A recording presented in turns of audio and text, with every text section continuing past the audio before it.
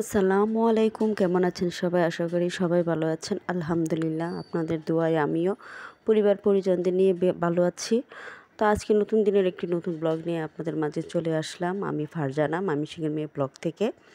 তো আজ সকালটাই শুরু হয়ে গেল রান্নাঘর থেকে। আমাদের মেয়েদের আসলে শুরু রান্নাঘর থেকে, রাতের শেষও হয় রান্নাঘর থেকেই। তো এর মধ্যে দিয়ে আমাদের ব্যস্ততার মধ্যেই দিন পার করে নিতে হয়। তো সকাল সকাল ঘুম থেকে উঠে নাস্তা বানানোর জন্য চলে আসলাম। এদিকে নাস্তা বানিয়ে সবাইকে খাইয়ে দিলাম। তো দেখা যায় খুব সকালে উঠেছি। সকালে উঠে রান্নাবান্না একরকম করে ফেলছি। মাংস তরকারি মোটামুটি হয়ে গেছে, আরেকটু হবে। তো তারা যখন ঘুম থেকে উঠছে, তো আমি নাস্তার জন্য প্রিপারেট সব করে রেখেছিলাম। এখন নাস্তা সবাইকে বানিয়ে দিলাম।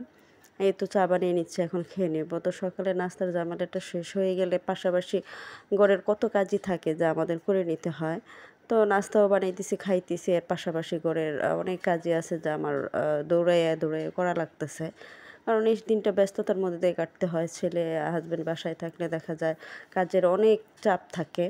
তো এই তো রান্না বান্না মাজা ঘষা এই সবের মধ্যে দিয়ে ব্যস্ততার মধ্যে দিয়ে দিন যাচ্ছে আমার আর কি।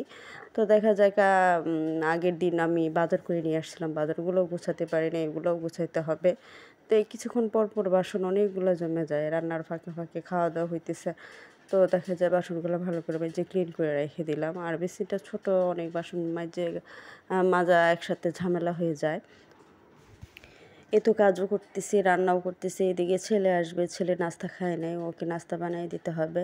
তারপরও গাছের বিষয় আছে, টুকটাক বাজার করে নিয়ে আসছিলাম, ওই বাজারগুলোও গুছাইতে হবে। তো মাথায় অনেক প্যারা, কাজের চাপ অনেক। যেই পর্যন্ত কাজ না শেষ হবে মাথায় যেমন চাপ কমে না, ব্যস্ততা মাথায় চাপিয়ে যেন বসে। তো এই তো ছেলের নাস্তা বানিয়ে দিয়েছি, ও নাস্তাটা খাবে। আর এদিকে আমি মাসের বাজারগুলা গুছাই নিব। তো মাসের বাজারগুলা মা আমাকে সাহায্য করতেছে গুছানোর কাজে। তো বাজারগুলো করে এখনও আমি খুলে দেখি নাই ঠিক মতো বাজারগুলো দিছি কিনা। কারণ অনেক সময় দেখা যায় লিস্ট করে বাজার নিয়ে আসে, অনেক বাজার মিসিং থাকে বা উল্টাপাল্টা করে দেয়। তো দেখে দেখে লিস্টে দেখে দেখে বাজারগুলো গুছিয়ে রাখা লাগে। তো এখানে ১ মাসের বাজার নিয়ে আসছি, তার বেশিও চলবে, কারণ আমি একটু কিছু কিছু বাড়ায় বাড়ায় নিয়ে আসি, যাতে প্রতি মাসে চলার পরেও কিছু কিছু বাজার স্টকে থাকে।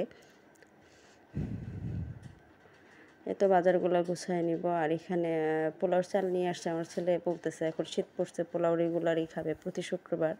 তো পোলাওর চালটা গরমের মধ্যে খাওয়াটা একটু কম হয়, প্রচণ্ড গরমের মধ্যে খাওয়াটাই তো মুশকিল। সেই জায়গায় পোলাও খেলে তার অবস্থা খারাপ। তো ছেলে পোলাও খাবে, এই জন্য ওর জন্য পোলাওর চাল একটু বাড়িয়ে নিয়ে আসছি। আর এদিকে বাজারগুলো সুন্দর করে গুছাইয়ে নিতেছি।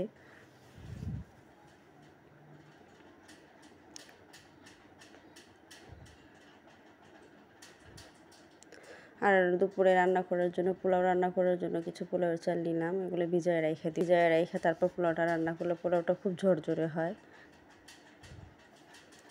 আর রান্নাও করতেছি কাজের ফাঁকে ফাঁকে, একটু ফ্রিজটা ক্লিন করে নিতেছি। ওইদিকে খাবার টেবিল একটু পরিষ্কার করে নিব, কারণ রান্নার ফাঁকে ফাঁকে অন্যান্য কাজগুলো পাশাপাশি করে ফেললে দেখা যায় সময় বেশিক্ষণ লাগে না, খুব তাড়াতাড়ি সব পরিষ্কার হয়ে যায়। নাহলে একটা চাপ পড়ে যায়, রান্না শেষ করে পরে গুছায় কাজ করাটা মুশকিল হয়ে যায়। তো এই রান্নার ফাঁকে ফাঁকে টুকটাক গুছগাছ করতেছি, যাতে আমার জন্য ইজি হয়ে যায় সব কাজ।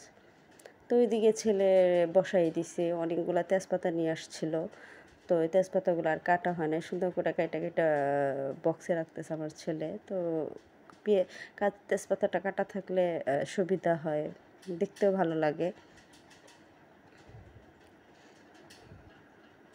আর এদিকে পোলাও রান্না করব, পোলাওয়ের জন্য কড়াই বসায় পেঁয়াজ আর তেজপাতা গরম মশলা দিয়ে ভালো করে ভেজে নিতেছি। আর এই তো সব কাজ মোটামুটি গুছগাছ হয়ে গেছে, শুধু বাকি আছে ঘরটা ক্লিন করব।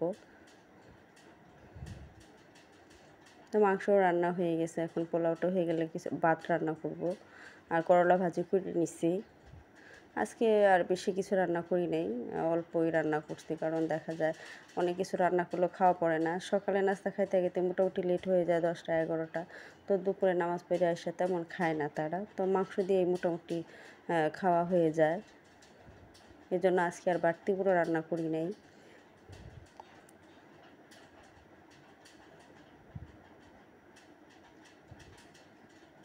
এদিকে পোলাও বসায় আমি গোসল করতে যাব, কারণ এদিকে পাশাপাশি ঘর মোটামুটি ক্লিন করে ফেলছি। তো পোলাওটা বসায় ঘরটা মুছে আমি গোসল করে ফেলবো। ওরা আবার দুপুরে খাবে। এদের তো বাড়িঘর সব ক্লিন করে ফেলছি, আমি গোসল করে ফেলছি। এখন রান্নাবান্নাও প্রায় শেষ। তো এখানে রান্না করে ফেলছি, পোলাও হয়ে গেছে, ভাত রান্না করছি, আর ওইদিকে টেবিলে রান্না করে বাকিগুলো রেখে দিছি। আর এই তো সব ক্লিন করে রাখা, এখন কাজ শেষ, মাথায় চাপও নাই। তো কাজ টাজ সব শেষ হয়ে গেলে দেখা যায় মনটা ফুরফুরে ভালো লাগে।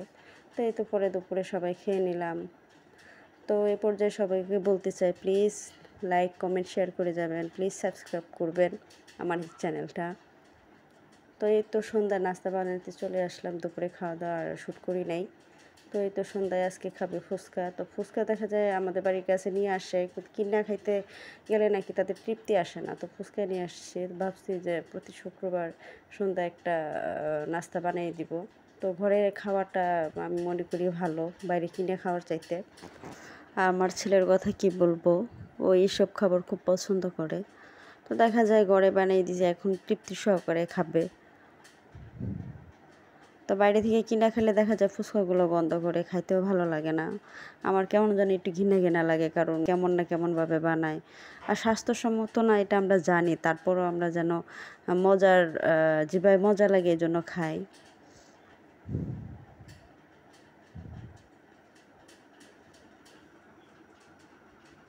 তো আজ এই পর্যন্ত, ভালো থাকবেন সবাই।